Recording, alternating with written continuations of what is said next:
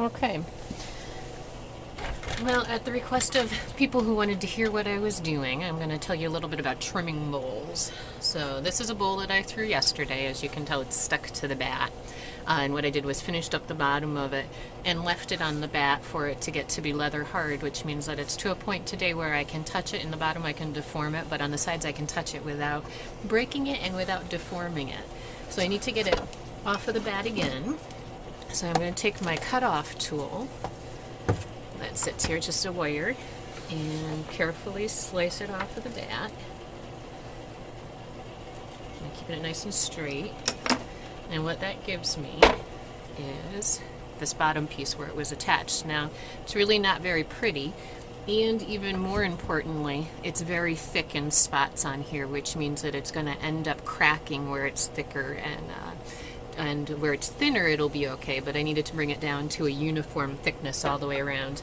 And the other thing that I need to do with this is I need to compress the bottom of it. This clay has not been compressed like the sides have as I was bringing them up, so I need to compress the bottom of it, and that makes it stronger and more resistant to cracking. So, with that said, first thing I'll do is use some of my tools that I used to do. And there's a whole bunch of different sizes and shapes. And I want to do this smoothly, but I also need to take off enough to be able to make the bottom decorative along with being functional. So I'm just going to have you watch as I go along and take off some of this. There's a whole school of thought into trimming feet on the bottom of pieces because of the fact you have to worry about stability, aesthetic design. So I have sort of a favorite foot that I tend to do for everything. And by putting a finger on here like this, I'm actually doing the first compression of the bottom of this each time I go through.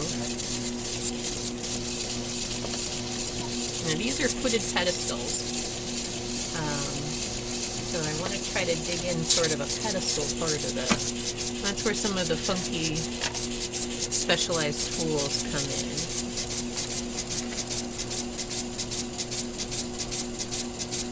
Now with this I can't feel what's going on the other side, so I have to be very careful that what I take off on this side does not make it too thin on the other side. And I've actually done it before where I've put a big hole in the top of it because of the fact that I wasn't careful about how much I was taking off. Now, that looks good.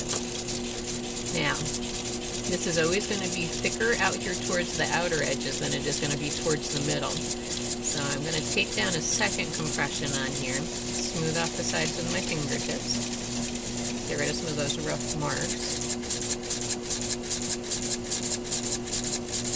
And I'm going to start cutting in a foot. So I want to take off some of the bulk on the bottom of this. And very carefully I'm going to start to pull off some of that bulk that's there.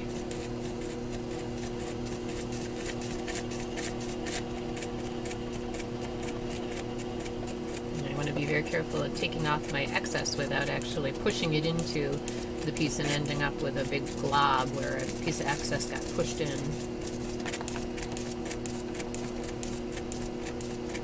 So,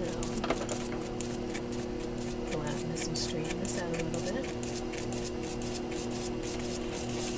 With each time that I do that, I'm going to go back through and compress again, because when I compress, I'm going to actually make the bottom of it deeper than when I was just cutting out.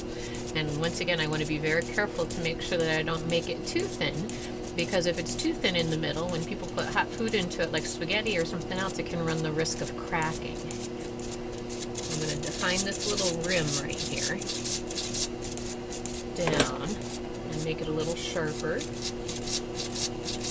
on the definition so that people know that that's for foot. And then I'm going to straighten out this.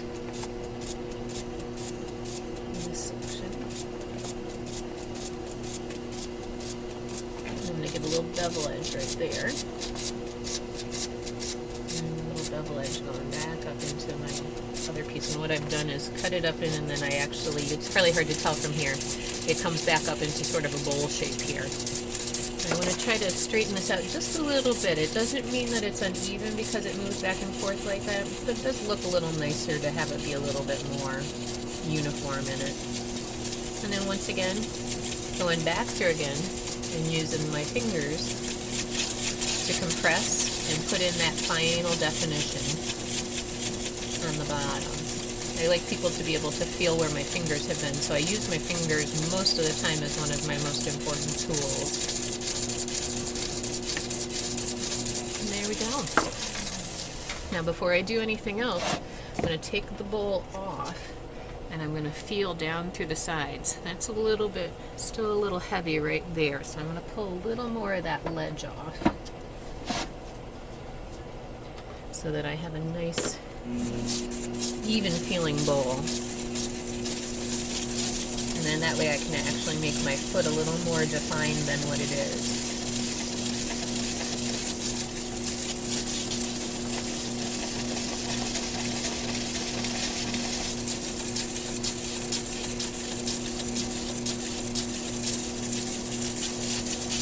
Once again with the fingers. Now these do have, when I go in here and take this off like this, I do something that's called opening the pores, which can cause issues with the pottery later on. It makes it a little weaker and stuff. So that's one other reason why I like to really compress on my fingers and close back off those pores again. So let's try it one more time.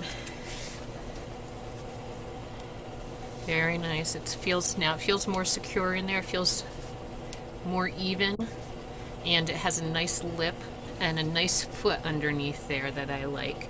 Still very, very flat, very wide, so it's going to be a very steady bowl. And then the last thing that I do with them after that is the signature. Comes on the bottom. And that's it.